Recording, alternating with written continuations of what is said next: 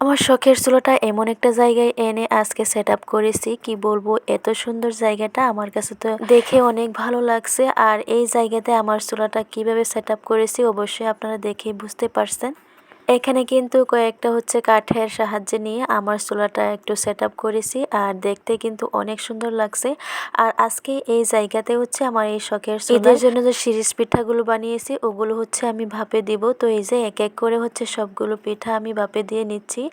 আর এখানে কিন্তু আমি ভাপে দেওয়ার জন্য এই যে কড়াইতে আমি কয়েকটা কলা গাছের পাতা দিয়েছি, শুকনো পাতাগুলো দিয়েছি আর কি।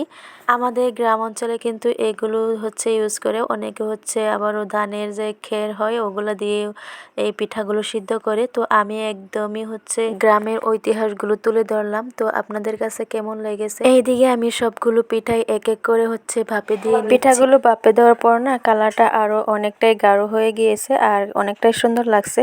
আর এই যে এক এক করে আমার সবগুলো পিঠাই আমার ভাপে দেওয়া শেষ। আর এখন একটা ডালাতে আমি সবগুলো পিঠাই নিয়ে নিচ্ছি, এখন রোদে শুকাতে দিব। আর এই সবগুলো পিঠাই আমার এই শখের চুলাতেই ভাপে দিয়েছি।